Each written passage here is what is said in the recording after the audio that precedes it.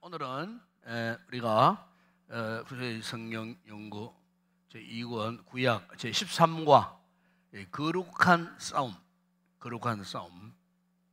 성전 거룩한 싸움이라는 뜻이죠. 이 거룩한 싸움은 결국 하나님의 전쟁입니다. 하나님의 전쟁. 왜 하나님의 이 거룩한 싸움을 왜 하나님의 전쟁이라고 말하느냐? 우리가 성경에 보게 되면은 그 성경에 나오는 그 모든 이 전쟁은 이스라엘 백성들이 싸운 것 같지만 이제 알고 보면은 그 모든 전쟁은 하나님께서 친히 이스라엘 백성들을 위해서 싸워 주신 전쟁이에요. 그래서 우리가 그 신명기 그 3장 22절에 보면 이런 말씀이 있어요. 너희는 그들을 두려워하지 말라. 너희 하나님 여호와께서 친히 너희를 위하여 싸우시리라. 그래서 하나님 여호와께서 친히 그 이스라엘 백성들을 위해서 친히 대신 싸워 주신다. 그래서 오늘 이 교재 이 그림 한 장이 오늘도 나옵니다만은 이 교재 그림 보게 되면은 한 장이지만은 이게 이제 5 분야도로 나누어진 이런 그림이에요. 그래서 이제 그 교재 그림 13에 그 5가지 이 그림은 이 무엇을 의미하느냐면요, 성경에 나오는 그 모든 이 전쟁의 특징을 이 그림으로 지금 설명하고 있는 거예요. 그래서 1번 그림 보세요. 1번 그림. 여기 1번 그림 있죠? 1번 그림. 지난과의 이제 이 그림인데, 1번 이 그림은 이게 정복 전쟁에 관한 이 그림이에요. 그러니까 출애굽 2세대들이 가나안 땅을 정복하는 그 과정을 이야기를 하고 있어요. 그런데 그 중심에 뭐가 있습니까? 이 중심에 하나님의 그 언약궤가 있습니다. 하나님의 언약궤가 있습니다.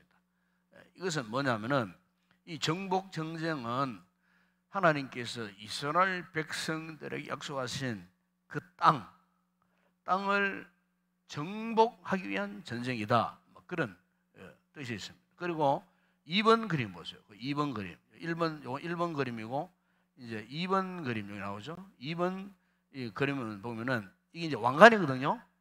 왕관이 겹쳐 있어요. 겹쳐 있는데 이 무슨 의미냐? 이거는 왕정 시대. 그 1번은 정복 가나안 땅. 우리가 지난 시간에 여호수아서 묵상했지 않습니까? 가나안 땅을 정복하는 정복 전쟁이고, 2번은 이 왕정 시대. 그러니까 이스라엘 역사가 이제 가나안 정복 전쟁을 마치고 그 다음에 이제 사사 시대를 거쳐서 왕정 시대에 이제 들어갑니다. 그러면 그 왕정 시대는 크게 2부분으로 나눠요. 통일 왕정 시대, 분열 왕정 시대로 나눕니다. 통일 왕정 시대의 왕들은 누굽니까? 초대 왕이 누구죠? 사울, 2대가 다윗, 그리고 3대가 솔로몬. 이 사울과 이 다윗과 솔로몬이 이제 왕이 되었을 때 역사를 통일 왕정 시대라고 그렇게 이야기합니다. 그래 그때는 이스라엘이 이 통일이 된 하나가 된 그런 역사입니다. 그 하나된 통일 왕정 시대의 왕은 3사람, 바로 사울, 다윗, 솔로몬. 그런데 솔로몬 이후에 솔로몬의 아들 르호보암 되어 갖고 이제 이 하나 되었던 이 통일 왕국이 분열이 되어져요. 분열이 되어져 갖고 북쪽은 북이스라엘 왕조, 남쪽은 유다 왕조. 북이스라엘 왕국과 유다 왕국으로 분열이 됩니다. 마치 오늘 우리나라가 북한 남한으로 이렇게 6.25 전쟁 이후에 분열된 것처럼 이스라엘 역사가 그러했다 그 말입니다. 그런데 그 당시에 북쪽 이스라엘은 왕이 19명이 그 나라를 다스렸어요. 그 남쪽 유다 왕국은 20명의 왕이 이제 나라를 이제 다스려 갔어요. 그러다가 북쪽이 먼저 망하고 그다음에 남쪽이 망했죠. 북쪽은 아수르에게 멸망당하고 남쪽은 바벨론에게 멸망당하는. 그래서 그 이제 이번 그림은 바로 이렇게 이제 왕정 시대의 역사를 이 한 편의 그림으로 이렇게 이제 나타내고 있는데, 이 왕정 시대의 이 전쟁의 이 특징은 뭐냐? 주로 영토 확장 그리고 국경을 확장하기 위한 어떤 정치적인 세를 이제 과시하는. 그러니까 왕정 시대에는 주로 전쟁의 이 목적이 정치적인 성향이 굉장히 강했어요. 이 정치적인 성향.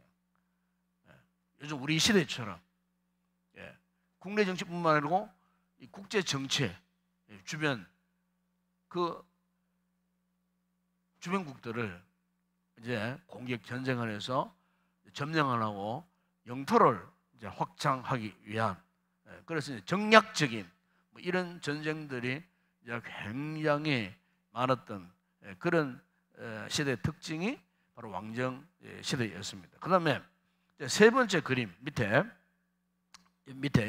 이 세 번째 그림은 이 왕정 시대를 거치면서 주변 강국들의 공격을 많이 받았어요. 그러면 아수르 공격이 있고 바벨론 공격이 있고 그다음에 남쪽에는 애굽, 그죠? 애굽이라고 하는 이런 이제 주변에 이제 강국들에 의한 공격을 이제 받습니다. 그래서 결국에는 막 포로로 뭐 끌려가기도 하고, 뭐 아까 얘기했지만은 아수르에서 결국 북이스라엘은 멸망하고 남쪽도 바벨론에서 멸망당하고, 뭐 애굽으로 이렇게 애굽을 의지하는 그 자체가 하나님의 뜻을 거스르는 이제 죄가 이제 되어져서 결국에는 이사야서 그 10장 5절을 보게 되면은 하나님이 하나님을 의지하고 하나님을 섬길 이스라엘 백성들이 그 주변국을 의지하다 보니까 주변들이 섬기고 있는 우상들을 섬겼어요. 우상들을. 하나님이 제일 싫어하는 게 우상이거든요. 그런데 우상을 섬기다 보니까 자연스레 하나님과 멀어지는 거예요. 영적 관계가 멀어지는 거예요. 그 하나님께서 돌아오라 회개하고 돌아오라고 참 선지자들을 보내가지고 회개를 촉구하고 했지만은 도대체 이스라엘 백성들이 듣질 않았어요. 순종을 하지 않았어요. 그랬을 때 하나님께서 드신 막대기 몽둥이가 있죠. 그 이사야서 10장 5절에 나옵니다. 내 진노의 막대기, 진노의 몽둥이, 곧 아수르라고 하는 막대기, 바벨론이라는 몽둥이를 갖고 결국 그 당신의 사는 그 이스라엘 이 백성들, 택한 백성들을 하나님이 심판하시는 그런 장면. 그래서 어떻게 보면은 이 아수르가, 바벨론이, 애굽이 이 이스라엘 백성들을 공격해온 이 전쟁은요, 엄격히 말하면은 하나님이 일으키신 전쟁이에요. 이스라엘 백성이 돌아오도록 하기 위해서 하나님이 일으키신 전쟁. 이게 이제 3번 그림에서 보여주고 있고, 그리고 이제 네 번째 그림, 이것은 결국에는 우리 하나님께서 어떻게 하셨느냐. 하나님의 마지막 결론은요 이겁니다. 이스라엘 백성들을 멸망시키는 것에서 끝나는 건 아니에요. 하나님께서 진노의 막대기와 몽둥이로 당신의 사는 백성들을 치셨지만은 그 목적은 뭐냐? 회복을 위하여, 회복을 위한 그런 전쟁을 하신 거예요. 하나님이 친히 그 주변국들을 말하잖아요. 주변국들을 하나님이 친히 보복하십니다. 보복하시고 멸하시고. 왜? 이스라엘 백성들을 회복하시기 위해. 결국은 실제 역사 보십시오. 아수르도 바벨론에서 망하고, 바벨론도 마찬가지, 페르시아에서 망하고 이렇게 되어지는 거예요. 그러면서 이제 포로로 갔던 이스라엘 백성들이 70년 만에 본토로 이제 돌아오는, 그죠? 이런 역사들이 이제 서를 읽어보게 되면은 이제 특별히 이제 느헤미야 서나 이런데 읽어보게 되면은 그런 역사를 기록하고 있는 것을 우리가 볼 수가 있습니다. 그래서 이 4번 이 전쟁은 뭐냐? 이스라엘의 회복을 위한 전쟁입니다.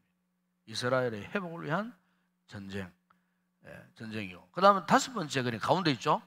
가운데 5번째 그림이 뭐냐? 이것은 영적 전쟁을 말합니다. 이것은 오늘 우리에게 해당되는 이 전쟁이에요. 영적 전쟁이 뭡니까?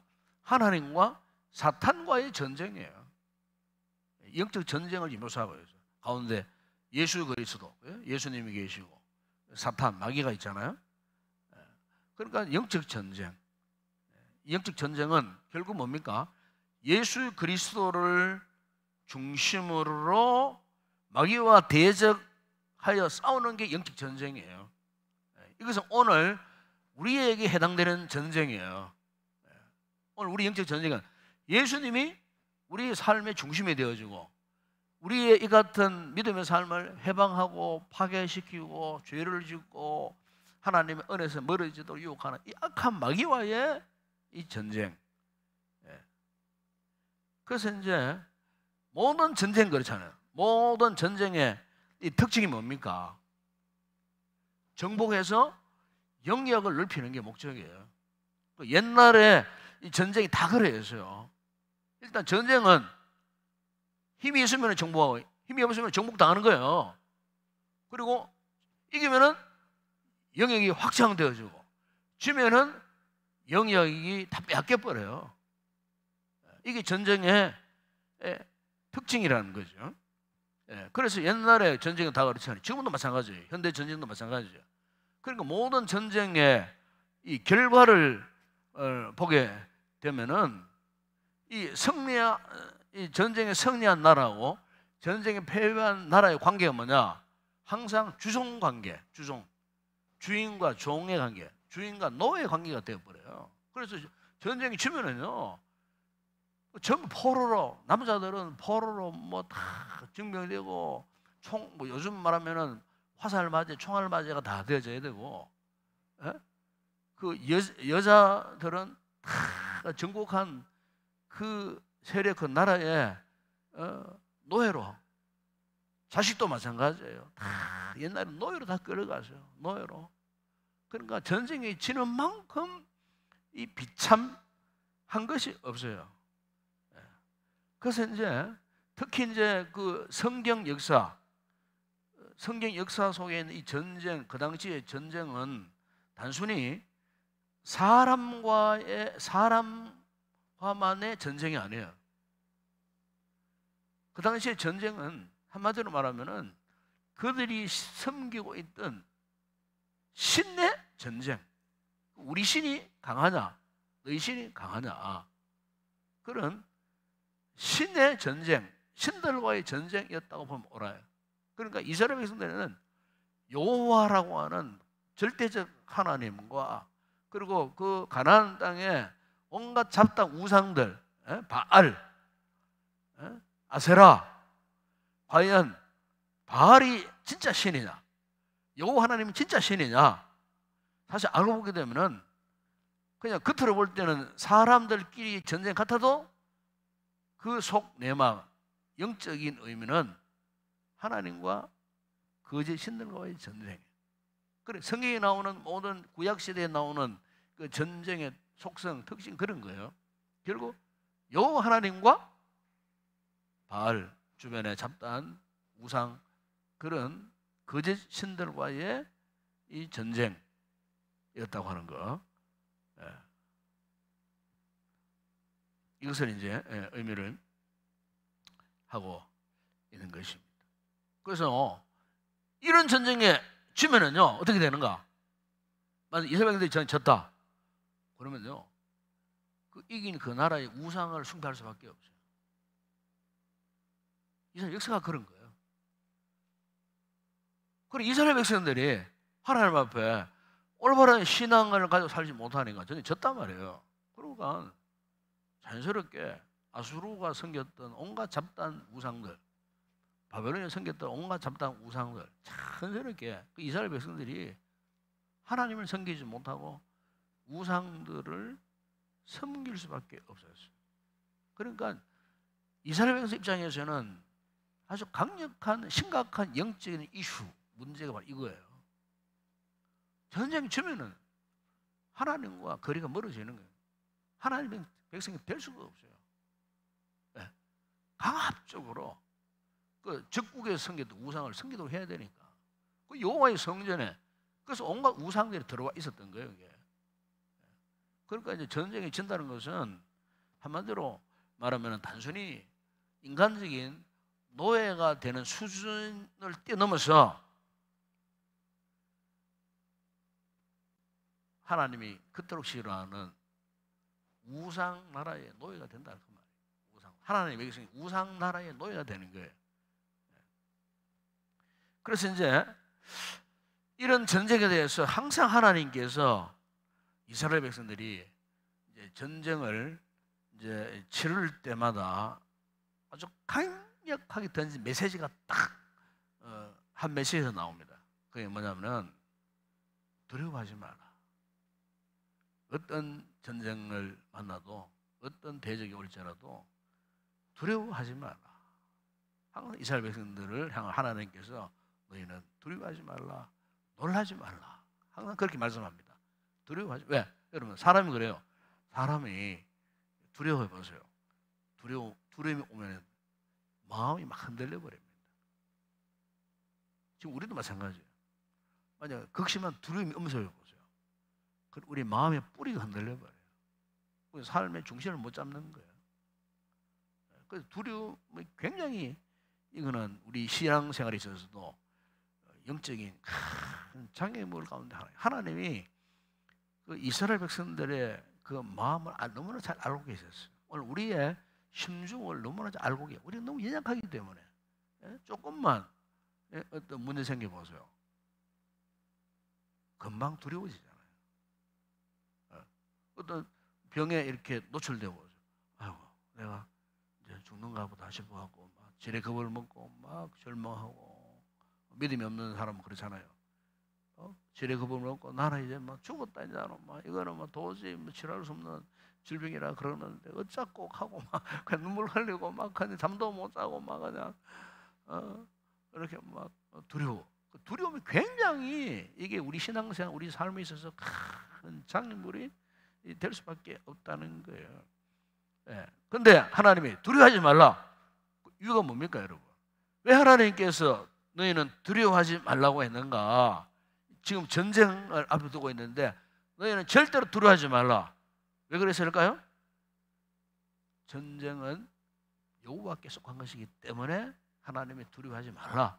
그렇게 말씀하신 거예요. 그리고 여러분 신명기 3장 그 22절에 보게 되면 그 이런 말씀이었어요. 너희는 그들을 두려워하지 말라. 너희 하나님 여호와께서 친히 너희를 위하여 싸우시리라. 예?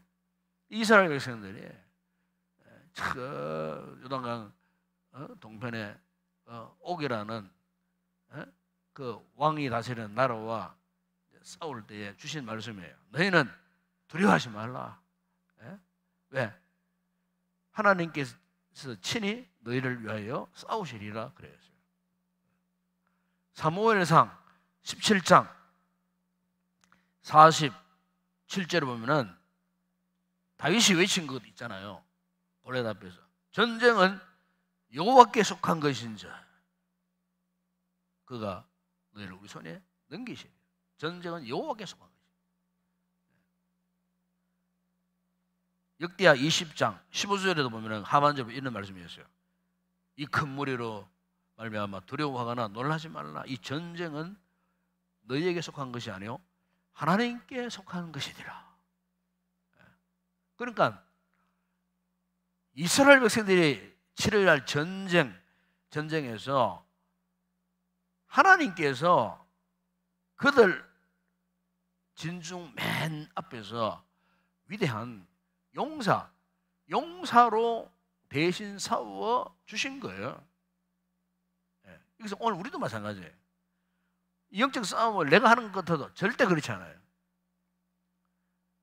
우리의 대장 대신 예수님이 맨 앞장서 싸우시는 거예요. 예수님이 우리의 인생의 위대한 용사, 든든한 용사로 계시는 거예요. 찬송가 있잖아요. 믿는 사람들은, 우리 믿는 사람들은 앞장서신 누구? 예수님. 우리 앞에 앞장서신 예수님이에요. 그럼 이스라엘 구약 시대에 그 모든 이 전쟁이 왜 여호와께 속해 있었는가? 전쟁은 하나님의 손에 있었다는 거예요. 그렇기 때문에 이스라엘 백성들을 향하여서 던진 메시지가 너희는 두려워하지 말라. 그렇게 이야기했다는 거예요. 그래서 이 전쟁의 개념이 이렇다면은 그 이스라엘 백성들이 앞으로 어떻게 해야만 했을까? 이 전쟁을 치를 때마다 그들이 어떻게 했던가? 그게 성경에 보게 되면은 첫 번째 하나는 뭐냐 하면은 이 전쟁이 있기 전에 항상 하나님께 자문을 구해야죠. 자문. 무슨 말입니까? 하나님, 이 전쟁 어떻게 할까요? 이 전쟁 제가 올라가서 칠까요 말까요? 때로는 기도하는 가운데, 때로는 선지자에게 물었어요. 때로는 제사장에게 물었어요. 특히 다윗은 이걸 잘했어요. 다윗은 사무엘하 5장 19절에 보면은 이 블레셋과의 큰 전쟁을 앞두고 하나님께 자문을 구해야죠. 하나님, 제가 올라갈까요? 말까요? 하나님이 올라가라. 그들을 네 손에 맡겨놓으리라. 응답하고 올라갔어요. 그리고 다윗은요, 백전백승이었어요. 그러니까 그 참 무서운 전쟁 앞에서 이 이스라엘 백성들은요, 무엇보다도 하나님께 먼저 자문을 구해야 되는 거예요. 그럼 여기서 오늘 우리도 마찬가지예요. 우리 삶을 살면서 어떤 문제가 생기잖아요. 참으로 전쟁과 같은 위협을 당할 때 사람 찾아가면 안 돼요. 우선적으로 누구를 찾아야 할까요? 하나님을 찾아야 돼요. 그분께 물어야 돼요. 하나님, 도대체 어떤 뜻이 있습니까? 그걸 물어야 되는 거예요. 어떤 어려움을 만났을 때 막 그냥 제레컵을 먹고 막 원망하고 불평하고 막 절망할 것이 아니고, 어떤 여러분 가정에 여러분 개인적인 어떤 큰 뭐 시련이나 시험거리 왔을 때 제일 먼저 이걸 물으셔야 돼요. 하나님, 우리 집안에 우리 가정에 이런 어려운 문제가 생겼는데 뭐 때문입니까? 엎드려서 기도해야 되는 거예요. 기도하면 그 답이 있는 거예요. 이게 정말 하나님은 우리의 그 같은 믿음을 보시는 거예요. 왜? 이 같은 우리의 모든 전쟁은 누구께 속했기 때문에? 하나님께 속했기 때문에. 두려워하면 안 돼요. 항상 하나님. 자, 그러면서 이 같은 하나님에 속한 하나님께서 이끌어 가신 이 전쟁에는 방법과 절차가 있어요. 방법과 절차가 있어요. 여러분, 옛날 구약성경 시대에 이스라엘 이 백성들이 전쟁할 적에는요, 그 시대에는요, 소위 상비군이 없었어요. 상비군이라는 말은 무슨 말입니까? 항상 군사로 모집하던 자들이 항상 군사 막 훈련하고, 요즘 우리 우리 군대처럼, 우리나라 이 군대처럼 육해공무원처럼 뭐 그냥 몇 년 동안 가가지고 뭐 항상 막 그냥 3년 동안 2년 동안 이 군사로 막 무장해가지고 맨날 훈련받고 밥 먹으면 훈련받고 하는, 뭐 금방 전쟁 터지면 금방 총칼 들고 나갈 수 있는 준비된 이 군사를 상비군이라 그러거든요. 항상 준비된 군인을 상비군이라 그래요. 이스라엘 이 백성은 상비군이 아니었어요. 평소에는 전쟁부터 평소에는요, 밥 깔고 농사하고 소 몰고 일하고, 그러다가 전쟁이 뻥 터지잖아. 블레셋 쳐들어온다. 그러면은 각 지파별로 막 다시 다 이렇게 징집보다도 이제 남자들은 의뢰 이제 이런 국가의 소집에 응답을 해야 돼. 다 나와야 돼.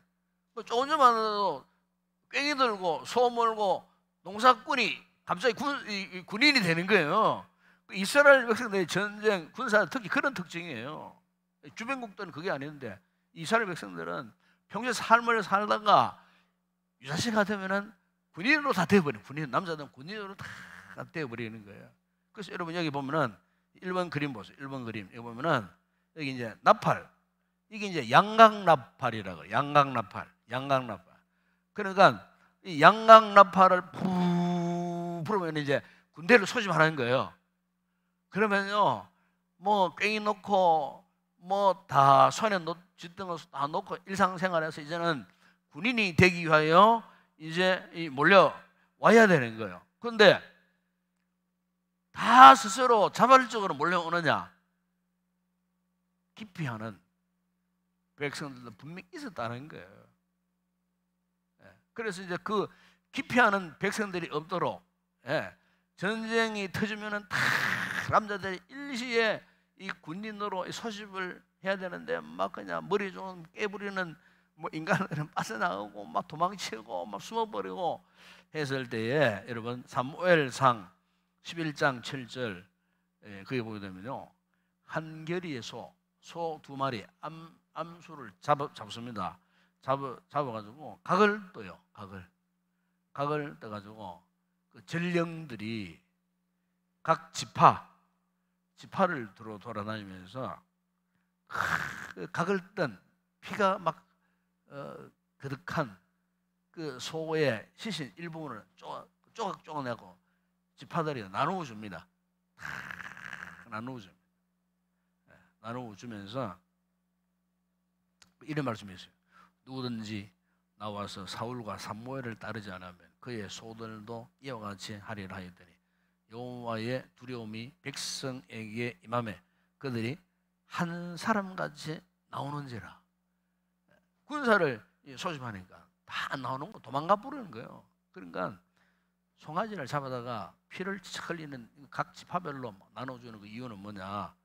네 말이야, 지금 전쟁에 소집돼 안 나오면은 너도 이 송아지 꼴이 될 거다. 아마 경고예요, 경고. 너 죽는다, 이렇게 죽는다. 위협적인. 그러니까 좀 이렇게 강압적인 뭐 이런 의미가 담겨 있었어요. 구약 시대에는 전쟁을 하기 위해서는 그렇게 해서라도 군사들을 모집해야만 했던 거예요.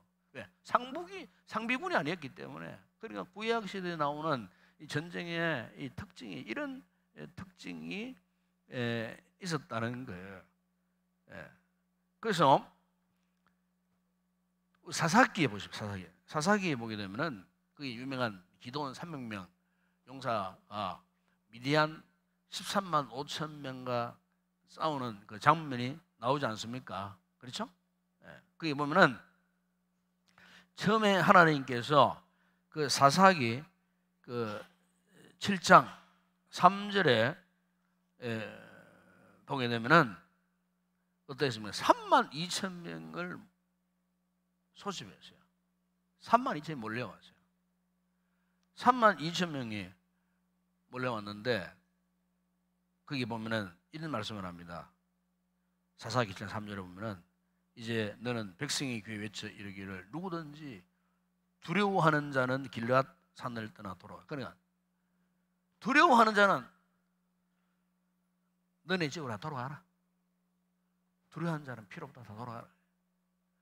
3만 2천 명이 그냥 징집대에 나왔는데 두려워하는 자가 몇 명이었어요? 2만 2천 명이 두려워서 집으로 가버렸어요. 몇 명 남았습니까? 10,000명밖에 남지 않았어요. 10,000명밖에. 그런데 그 10,000명이 미디안 땅을 싸우느냐? 그렇지 않았어요. 그들을 선별하기 위하고 진짜로 싸울 수 있는 용사를 선별하기 위하고 하나님이 그런 방법을 택한 거예요. 개울가로 데리고 갔어요. 목이 말랐지 않습니까? 그럼 물을 마시고라. 물을 마시는데 목이 얼마나 말랐겠어요. 그러니까 막 그냥 막 허겁지겁 어떤 사람은 막 개울가에 머리를 막 그냥 막 무릎을 꿇고 머리를 숙여갖고 막 짐승이 물을 먹듯이 막 그냥 물가에 막 오는 사람이 있는가 하면 어떤 사람은 탁 이렇게 손에 물을 떠가지고 탁 이렇게 주변에 살펴서 물을 먹는 그 인원이 몇 명이 있느냐? 300명이에요. 그러니까 9,700명은 그냥 한마디로 군인이 될 자격이 없었던 거예요. 싸울 자격자가 안 되었던 거예요. 적군이 지금 13만 5천 명이 적군이 지금 공격에 올라가는데 적군도 바라보지도 않고 막 그냥 목이 마르다고 싶어갖고 막 거기만 막 그냥 화살 날르고 창이 날르고 어떻게 돼? 다 죽어버린 거예요. 그러나 300명은 탁 주변을 살피면서 물을 마셨다는 거예요. 주변을 살피면서. 그래서 하나님께서 기도원의 이 300명을 정예 용사로 선별한 거예요. 정예 용사. 예. 그래서 이 300명 기도원, 이 군대를 용사를 통해 가지고 무려 여러분 미디안 13만 5천 명, 13만 5천 명 상대로 전쟁을 했는데 어떻게 결과가 어떠했습니까? 그렇다고 이 300명에 뭐 칼을 쥐우신 것도 아니에요. 하나님께서. 무기라고 하는 것은 뭐였습니까? 나팔, 빈 항아리, 그리고 빈 항아리 안에 횃불 한 개. 하나님께서 미디안 군대 앞에서 외쳐라. 기도원에 칼이라고 외쳐라. 외치면서 항아리를 깨고 횃불을 들어라. 그래 된 거예요. 그랬을 때에 그 성경에 보게 되면은 사사기 7장 19절에 보게 되면은 미디안 진영에 때 혼란이 일어납니다. 자중질환이 일어납니다. 자기들끼리 그냥 막 칼로 찌르고 죽이고 자기들끼리 막 그냥 완전히 막 한마디로 막 그만 정신을 잃어버린 상태에서 저들끼리 막 싸워가지고 저들끼리 막 칼로 막 찌르고 죽이고 다 전멸. 그래서 13만 5천 명 가운데 12,000명이 다 도망쳤지만은 그 12만 명이 전멸당합니다. 12만. 그러니까 이걸만 보더라도 뭐 전쟁 전략적으로 볼 때 300명을 가지고 13만 5천 군대를 대항할 수 있게 이거는 게임이 안 되는 거예요. 사실은 게임이 안 되는 거예요. 그러나 이 전쟁은 누구께 속한 전쟁이기 때문에 하나님께 속한 전쟁이기 때문에 그래서 하나님께서 이 같은 전쟁에 대한 대처 방법 어떻게 싸울 것인지 하나님께서 그렇게 그들을 인도에 가셨다 하는 겁니다. 그렇기 때문에 이 전쟁이라고 하는 것은 나의 힘으로 잘해서 승리할 수는 없는 거예요. 이 전쟁에 성경에 나오는 이 전쟁의 중요한 이 속성은 온전히 하나님을 의뢰하고 하나님을 신뢰하는 거예요. 이스라엘 백성들에게는 다른 게 없어요. 하나님을 의지하고 하나님을 신뢰하면은 아까 미디안 군대를 그렇게 물리쳤던 것처럼 아주 비상한 방법으로 하나님이 아주 비상한 방법으로 그 전쟁에 개입하시는 거예요. 그 해결해 주시는 거예요. 이것은 오늘 우리의 삶과 똑같아요. 우리가 이 하나님의 이 전쟁의 속성을 이해하면은요, 우리 삶에 있어서도 마찬가지예요. 어려움을 만났을 때, 위기를 만났을 때에 다른 거 필요 없어요. 오로지 하나님만 신뢰하고 그분만 의지하면은 이스라엘 백성들을 이런 하나님의 비상한 방법으로 승리케 하신 것처럼 하나님께서 오늘 우리가 당면한 이 전쟁에서도 그렇게 승리하도록 인도에 가신다는 것입니다. 이걸 꼭 우리가 믿으셔야 하는 겁니다. 그래서 이 이스라엘 백성들에 있어서 참 중요한 것은 전쟁 후에 이제 그들의 고백입니다. 그들의 고백. 이 같은 전쟁 후에 그들의 고백. 즉 뭡니까? 하나님께서 적들을 우리 손에 넘겨주셨다 하는 고백입니다. 신명기 여러분 3장 3절에 보면은 이런 말씀이 있어요. 우리 하나님 여호와께서 바산 왕 옥과 그의 모든 백성을 이런 말씀합니다. 우리 손에 넘기심에 우리 손에 넘기심에 그런 말씀이 있습니다. 여호수아서 2장 24절 보면은 이런 말씀합니다. 여호수아에게 이르되 진실로 여호와께서 그 온 땅을 우리 손에 주셨으므로 우리 손에 사무엘상 14장 10절에 보게 되면은 고백합니다. 여호와께서 그들을 우리 손에 넘기셨음이 우리 손에 넘겼다.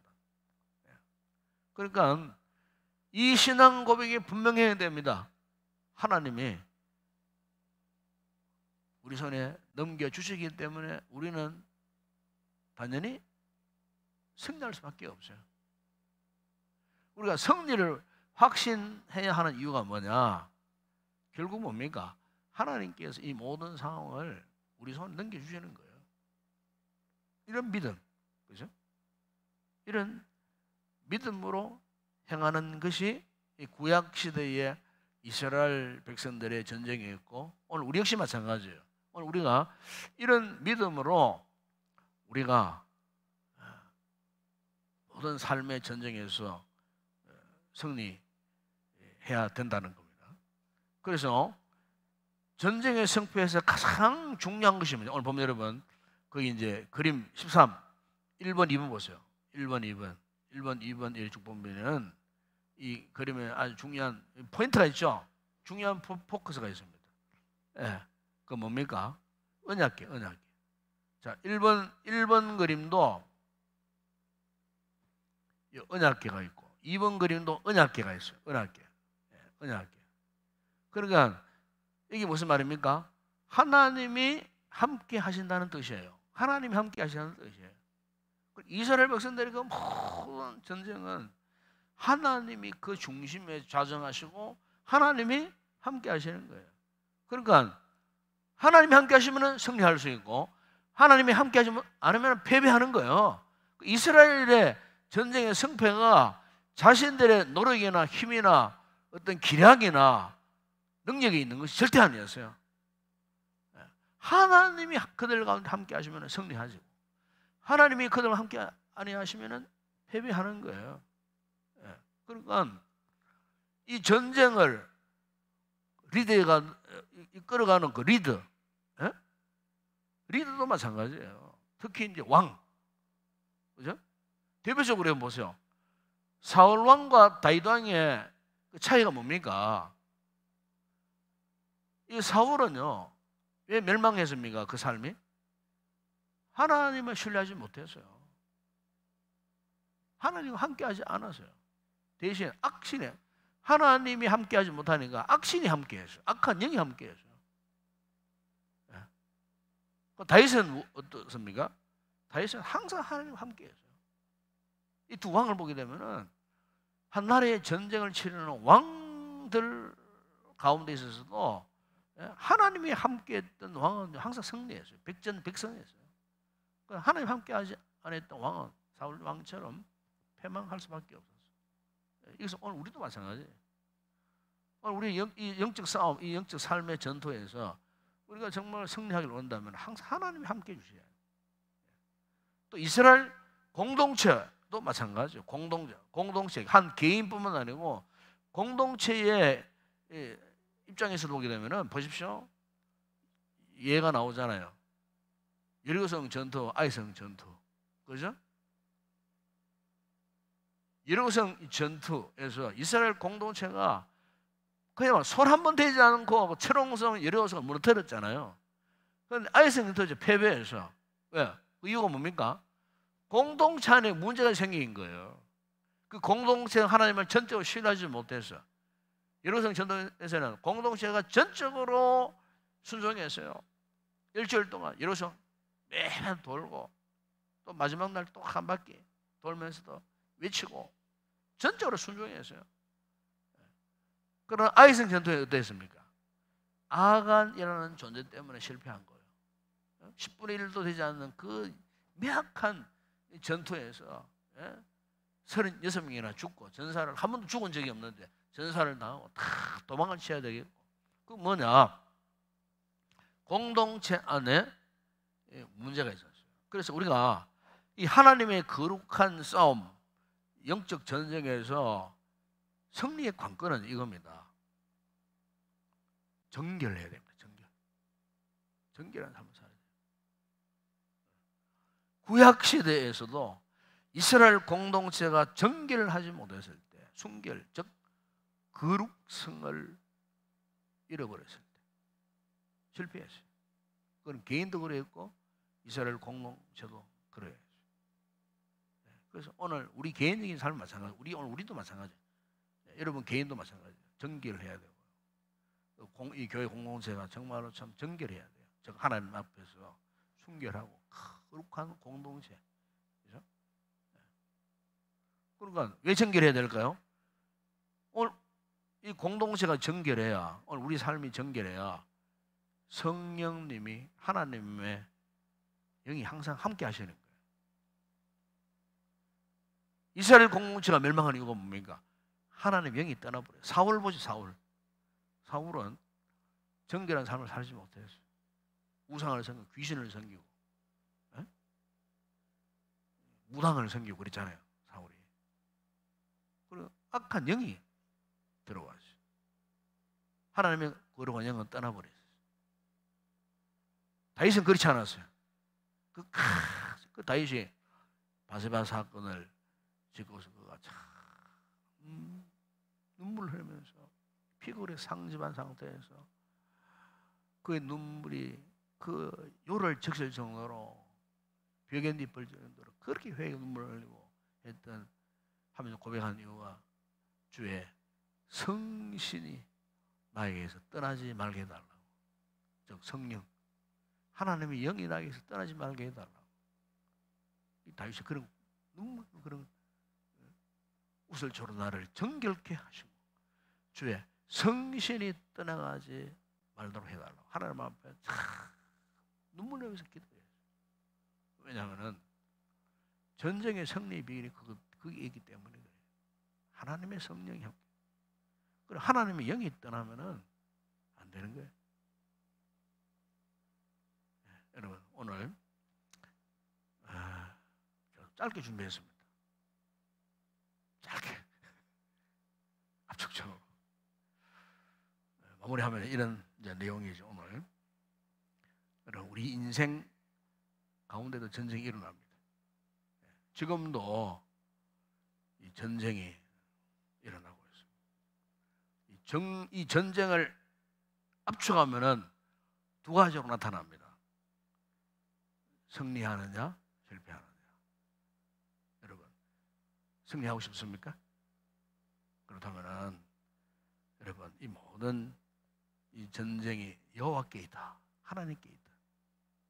이걸 깨닫기 위해서는요, 영적인 분별력이 필요합니다.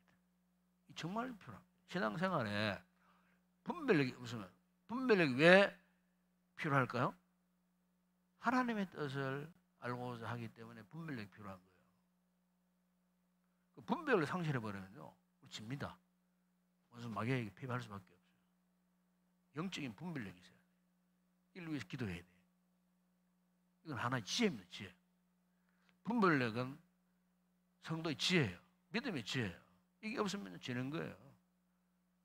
그렇기 때문에 항상 우리는 기도할 때 하나님, 내가 이 삶의 전장터에서 정말로 하나님이 나의 용사가 되어주셔서 내가 기어코 이 전쟁에서 승리할 수 있도록 날마다 나에게 분별력을 주세요. 지혜를 주세요. 왜? 분별력과 지혜가 없으면 하나님을 의지할 수 없어요. 그럼 분별력과 지혜가 없으면 자꾸 세상 질서를 따라가는 거예요. 우리는 하나님 질서대로 살아야 될 사람들이에요. 왜 하나님 질서를 따르지 못하는 거? 분별력이 없는 거예요. 세상 사람, 힘 있는 사람 잘 되는 그것만 바라보고, 아이고 나도 저런 돈을 많이 벌어야지, 나에게 저런 능력이 있어야 되고, 나도 저런 뭐 어떤 재주가 있어야 되고, 그래야 내가 인생을 출세하게 만들고 돈도 많이 잘 살 텐데, 세상적인 질서 따라가는 거예요. 여러분, 우리는 그런 세상 질서, 세상 가치관을 갖고 살 수 없어요. 중요한 것은 하나님의 질서 안에 살아야 돼요. 그러기 위해서는 우리에게 뭐가 필요하다고요? 영적인 분별력이 필요합니다. 그러기 위해서는요, 결론적으로 우리 하나님 앞에 날마다 겸손해야 됩니다. 겸손해야 돼요. 겸손하면은 분별력이 생기는 겁니다. 교만하면 안 됩니다, 여러분. 공동체 안에서 여러분 큰 소리 치고 막 교만하면 안 돼요. 이미 그 사람 분별력을 잃어버린 거예요. 그래서 아나무인이 되어버리잖아요. 하나님 제일 싫어하는 인생 그런 인생이에요. 사울이 그런 인생이었어요. 사울이 항상 겸손하셔야 돼요. 영적 전쟁의 성장에서는 항상 우리 겸손하자. 그 분별력을 회복하고, 그러나 나의 삶의 모든 전장터는 여호와께 속한 것이니 하나님만 바라보자, 하나님을 의지하자. 이게 여러분 이 거룩한 싸움, 전쟁에서의 승리의 비결임을 믿습니다. 우리 한번 찬양하고 기도하도록 하겠습니다.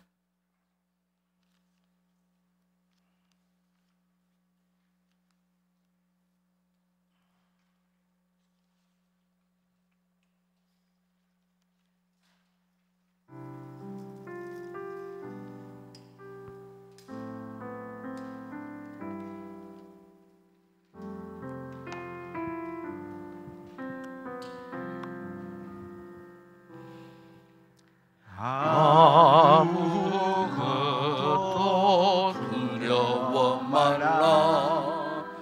주 나의 하나님이 지켜주시네.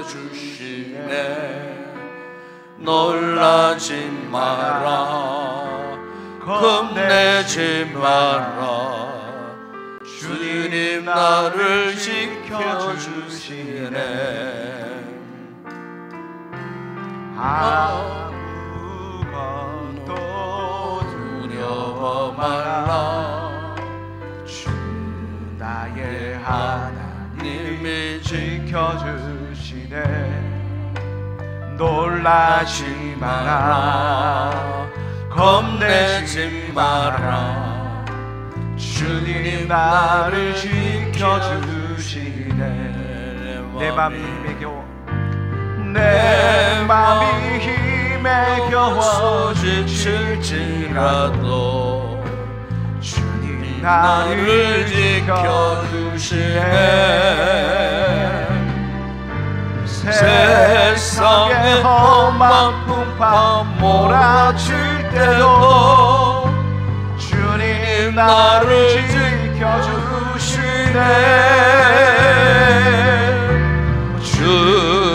주님은 나의 산성, 주님은 나의 요새, 주님은 나의 소망, 나의 힘이 되시며.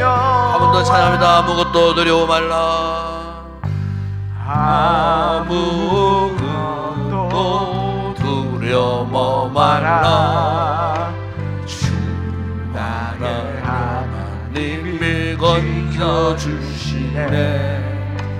놀라지 마라, 겁내지 마라. 주님 나를 지켜주시네. 주님 나를 지켜주시네. 아무것도 두려워 말라. 아무것도 두려워 말라. 주 나의 하나님이 지켜주시네. 놀라지 마라, 겁내지 마라. 주님 나를 지켜주시네. 내 맘이 힘에 겨워질지라도, 내 맘이 힘에 겨워 지칠지라도 주님 나를 지켜주시네. 아멘. 세상의 험한 풍파 몰아칠 때도 주님 나를 지켜주시네. 주님은 나의 산성, 주님은 나의 요새, 주님은 나의 소망, 나의 힘이 되신 여호와.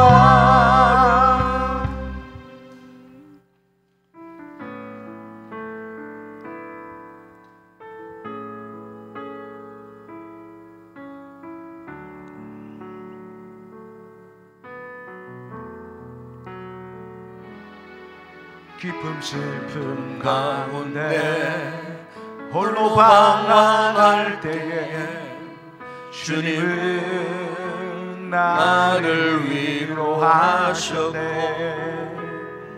힘든 세상 일 속에 지쳐 쓰러질 때도 주님은 나를 인도하셨네. 나는 믿노라. 나는 믿노라. 하나님이 함께 하심을 나는 믿노라. 하나님이 함께 하심을 나는 믿노라. 하나님이 나와 함께 하심을 나는 믿노라. 깊은 수렁 속에서 깊은 수렁 속에서 혼자 울부짖을 때 주님은 나를 건져내셨고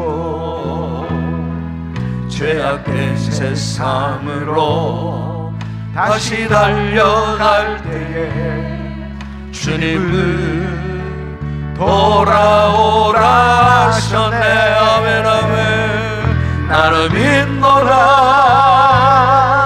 하나님이 함께 하심을 나를 믿노라. 하나님이 함께 하심을 나를 믿노라. 하나님이 나와 함께 하심을 나는 믿노라. 거친 풍랑이라도 잔잔하게 하시니 주님은 나의 피난처시요. 푸른 초장물가로 항상 인도하시니 주님은 나의 안식처로다. 나를 믿노라.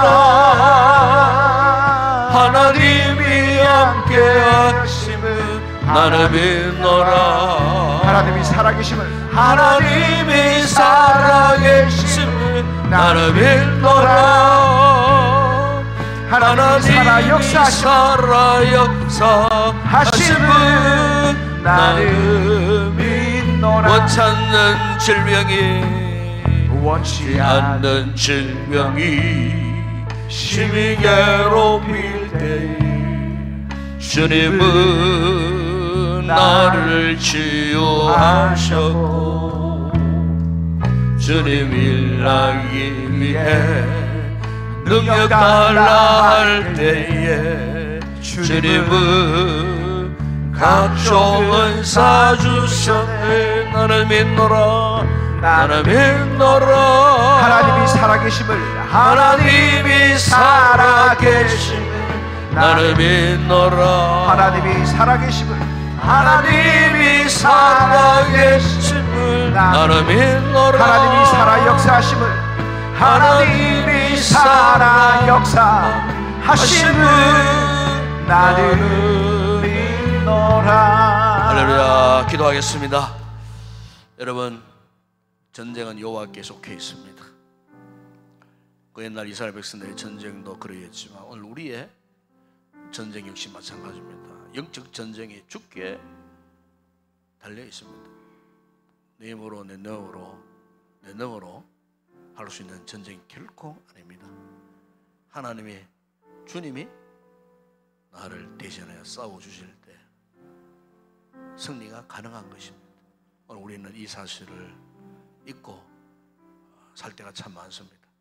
내 재주로, 내 힘으로, 내 능력으로 무엇을 이루어보려고 발버둥치다가 스스로가 참 절망하고 낭망할 때가 참 많았습니다. 우리의 잃어버린 영적 분별력을 회복해야 합니다. 하나님이 어떤 분이신가를 밝히 알 때 우리는 그저 주님 앞에 무릎 꿇고 주님을 의지할 수밖에 없습니다. 이 같은 영적인 겸손함이 필요합니다.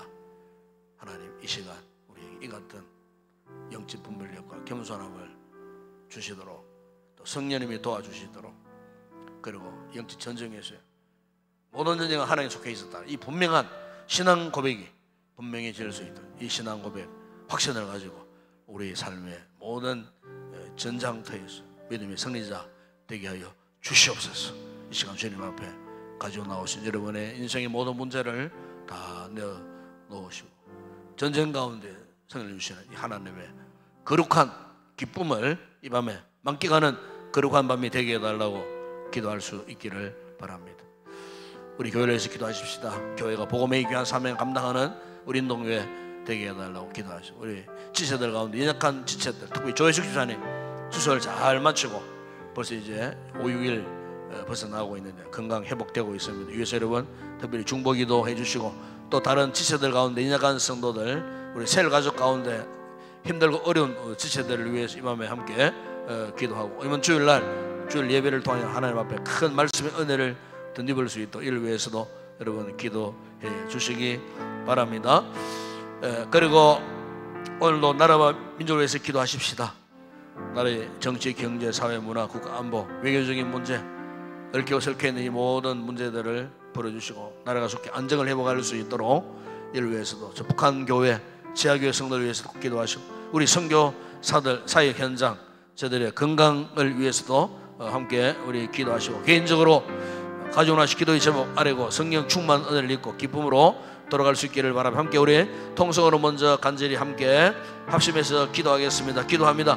거룩하신 아버지 하나님, 참으로 감사합니다. 오늘도 아버지 금요 기도회 시간에 우리를 이처럼 불러주시고 계속되어지는 그리스도의 성경 또 공부를 통하여서 주님, 오늘은 거룩한 영적 싸움에 대해서 우리가 공부했습니다.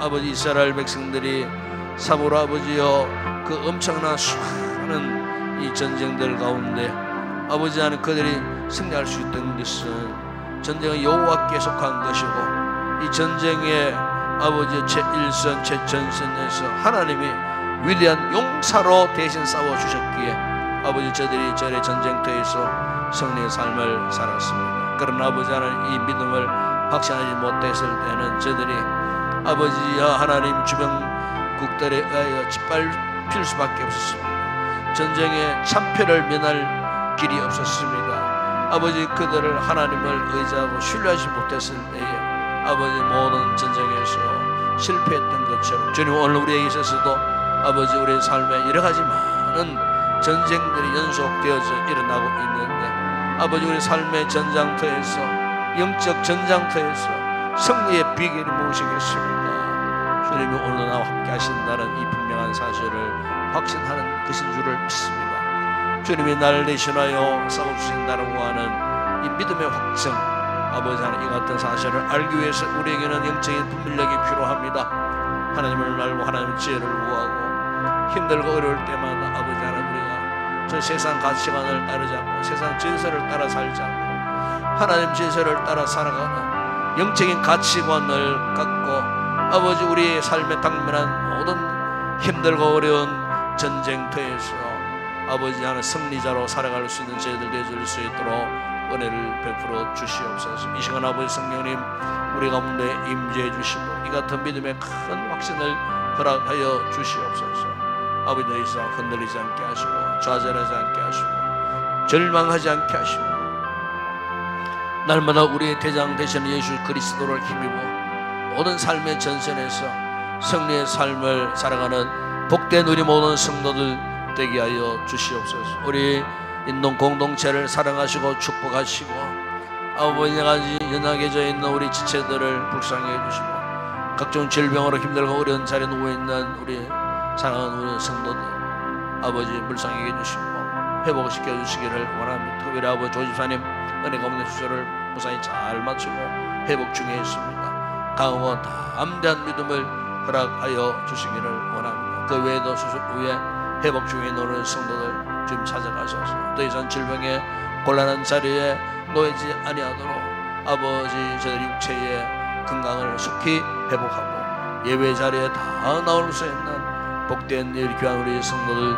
되게 하여 주시기를 원합니다. 주님 우리 교회가 후반기 아버지 달려가야 할 사역 현장들 행문 모임 새가족 모임 모든 사역들 가운데 주님 함께 하시고 앞서 있는 우리 모든 리더들에게 지혜를 주셔서 믿음으로 잘 감당하여 풍성한 열매 맺는 귀한 은혜의 역사가 있게 하여 주시옵소서. 특별히 아버지 이 주일에 베스트 작정을 우리가 봉헌하기를 원합니다. 주변을 둘러보고 아버지 하나님, 구원이 필요한 우리의 가족들, 친구들, 이웃들 가운데 아버지 기도하는 가운데 그 생명들을 믿음으로 작정하여 후반기 저들과 관계 맺기를 맺고 아버지 기회가 된다면 저들을 주님 품으로 인도해 낼 수 있는 아름다운 전도의 풍성을 맺는 이번 후반기 모든 사역들이 되게 하여 주시옵소서. 우리 셀 사역 현장 가운데서도 함께 하시고 힘들고 어려운 셀 가족들 함께 만나고 교제하고 섬김으로 말미암아 서로 힘이 되고 격려가 되고 하나님의 가족 되어 서로 위로하고 격려함으로 아버지의 힘을 얻고 아버지의 삶에 있어서 승리의 삶을 살아갈 수 있는 우리 모든 셀 가족들 되어줄 수 있도록 아버지 앞서 있는 우리 미드들이 이 사명을 잘 감당할 수 있도록 은혜를 베풀어 주시기를 원합니다. 제자훈련만 가운데 함께 하시고 말씀을 사모하는 성도들이 함께 모여 아버지 말씀을 받게 될 때 그들의 영적인 내면이 더 성숙한 모습으로 자라갈 수 있도록 믿음의 사람으로 성장해서 하나님 앞에 귀한 사명받고 충성하는 아름다운 교회, 몸된 교회, 주님의 나라의 일꾼들로 세워지는 귀한 은혜의 역사가 있게 하여 주시옵소서. 아버지 오늘도 나라와 민주에서 간구합니다.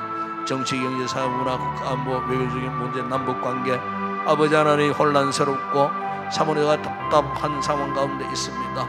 위정자들이 정신을 차리고 국가와 나라와 민족을 위하여 헌신할 수 있는 귀한 일꾼들 되게 하시고 자신의 야욕, 야망으로 인하여서 폐해를 끼치고 민족적으로 아버지 상처가 되는 인들이 일어나지 아니하도록 도와주시고 저 북한 땅 아버지 오늘도 아버지 자유를 그리며 영적 세계를 사모하면서 눈물로 기도하는 북한 지하 교회 성도들 속히 아버지 통일 대한민국 되어 저들도 지상으로 올라와서 아버지 하나님 교회를 세우고 예배당에서 찬양하며 예배드릴 수 있는 까나를 속히 허락하여 주시기를 원합니다. 김정은의 마음이 변화되어지게 하시고 북한 당국자들의 마음에 변화가 일어나게 하시고 민족의 화해하고 아버지 하나님 통일을 내어 마지막 시대 대한민국을 통하여 아버지 전세계 만방 주의 복음을 전파하는 제사장의 나라로 세마될 수 있는 우리 민족 되게 하여 주시고 한국 교회들을 축복하시고 코로나 이후에 침체된 교회들 힘들고 어려운 교회들이 참 많습니다.